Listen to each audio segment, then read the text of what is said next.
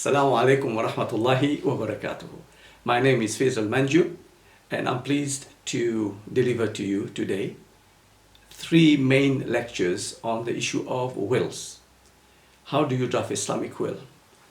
There will be 3 lectures. The first one would be mainly on basic stuff about the law in UK, when a will is valid, what is a will, and some provisions on it. Then this will be followed by 2 sessions. One would be about the provisions you put in the will for yourself, and then the remaining one will concern extra provisions, which we're going to discuss. The first session is about importance of wills and bequest in Islam. As you know, in UK, we have to be very careful regarding our estate when we die.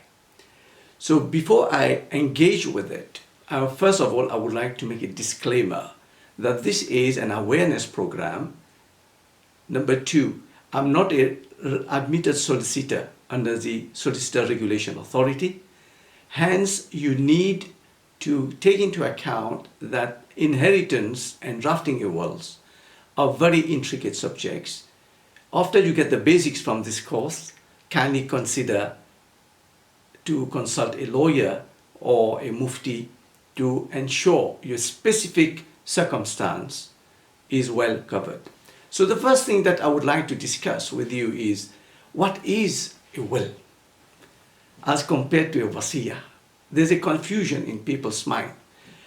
A will is where you express your wishes, how you want your estate, that is whatever you have, to be distributed amongst your legal heirs. That is what is a will about, Islamically, because we have to differentiate a will and a Vysya. So Islamically, we differentiate between a will per se, because if you don't have a Vysya, everything will go in your inheritance. So if you want to create specific provisions where you have some authority, then you have a Vysya. Because for your inheritance, everything is already stipulated in Sharia, who receives what. So you have up to 1/3 to discuss that. Therefore, your Vysya becomes very important to take into account. Now, what you have to understand, a Vysya is limited to 1/3 of your net state value, the value of your net state after you pay tax, your debt, etc. Whatever is left, then you're going to make your Vysya. Keep this in mind.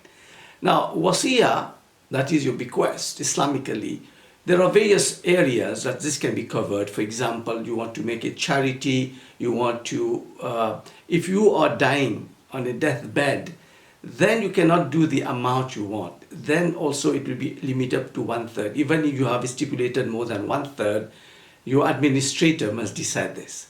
Another one is, for example, you want to pay your fidya, or you forgot, you didn't have a chance to do your hajj, or for your miss roza, yani your psalm, or you want to pay kafara, that is penalty for violating an oath. So all the things can come under your Vysya, not inheritance. So there is a difference between inheritance and a bequest in Sharia.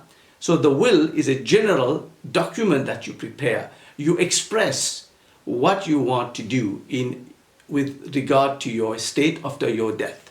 Now, the importance of the Vysya that many people don't pay attention is, number 1, you are clearly mentioning who among your non-heirs. This is for non-heirs, because your heirs will receive according to Quran and Sunnah.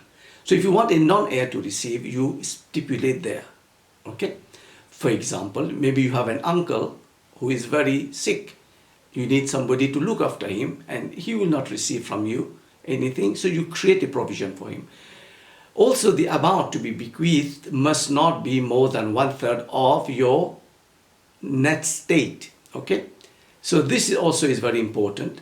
Another thing is, a non-heir will not receive from your Vysya. Vysya can be for non-Muslim as well. Yes. And very importantly, a Vysya can be revoked. Whereas inheritance, you cannot revoke inheritance. It's already in the Quran and the Sunnah. There are various types of wasiyah you can do. One is mandatory. For example, you owe Hajj. You never had a chance to do it. You must do. Make a provision for that, for your zakat, for instance. Or if, for example, you owe, there is some objects kept with you in amana as trust. This must be given to so and so back after your death. So this also must be mentioned. Another one is, category is mustahab. For example, regarding your shroud and your burial.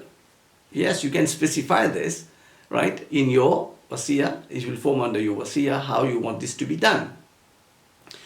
If you have enough assets, then make bequest to help others. That also is mustahab. It's not compulsory, but you can make a provision to help others, as I mentioned.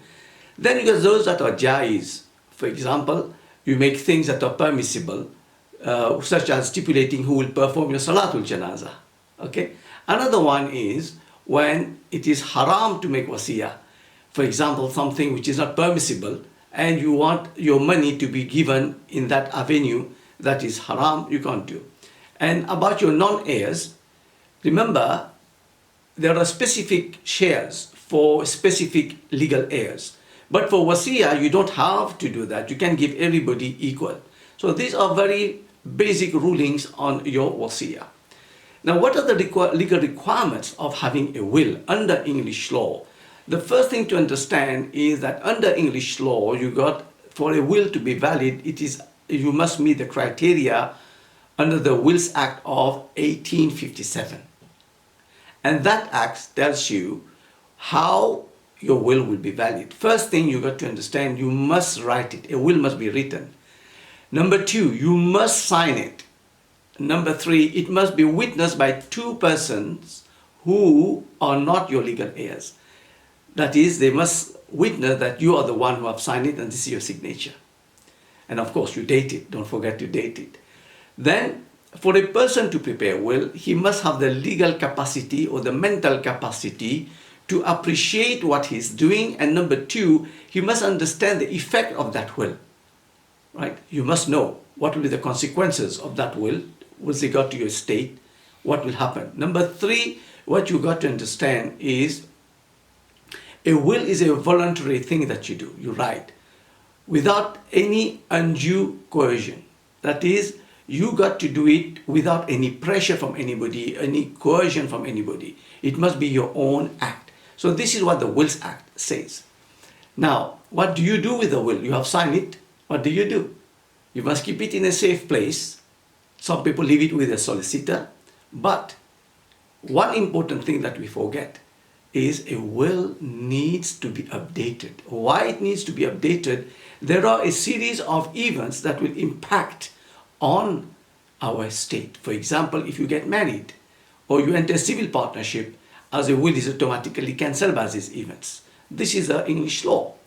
Or you get divorced and you don't change it, there will be problem. Okay? Because the will fall under the freedom of testation. You give to whoever you wish. So if you have divorce and you have to change your will, your ex-spouse will inherit, will get something. So you got to ensure you update your will. Or you have children or other relatives you wish to benefit. For example, nieces, nephews, or whatever, circumstances keep on changing.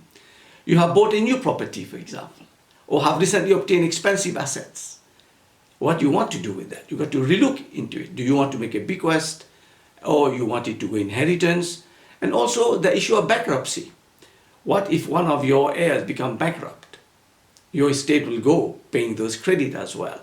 So you have to look into all those things. So you have to take into account to preserve your will.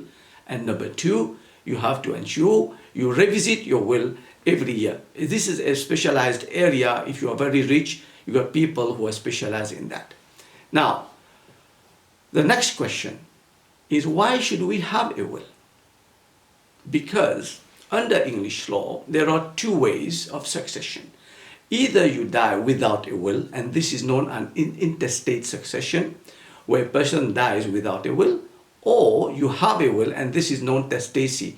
That is, you leave a will, regarding what you want to do with your estate. Now, the question here is, what is the problem with intestacy if you don't have a will?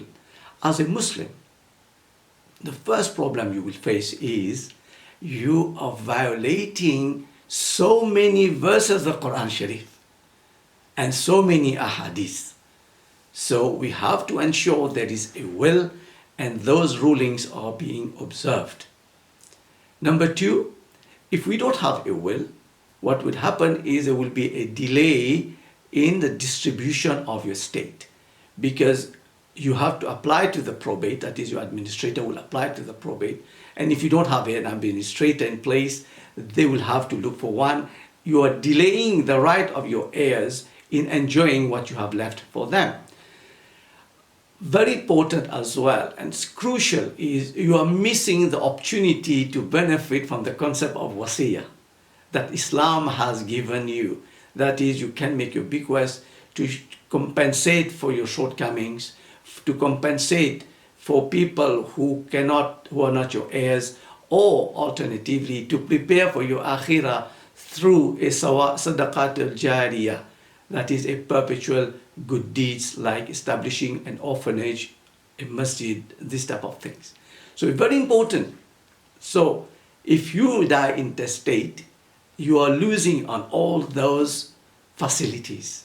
Another one is crucial, very crucial, which we tend to underestimate, is wealth management. We have to ensure that your will is part and parcel of your wealth management, especially if you have more than £500,000 worth of assets, because there will be inheritance tax to be considered that can go up to 40%.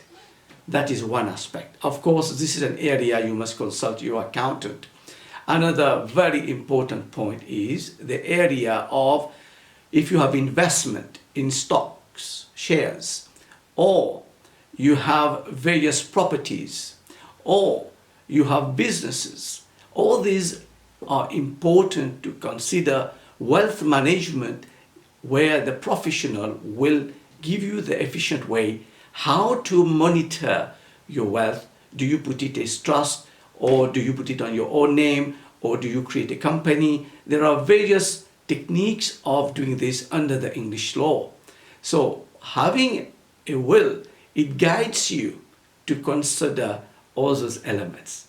So this is very basic advice or awareness I have given to you, which I hope will spur you to consider of relooking at your will, inshallah. Next would be about the ingredients that we put in a will. We're going to deal with that in our next session. Jazakallah khair.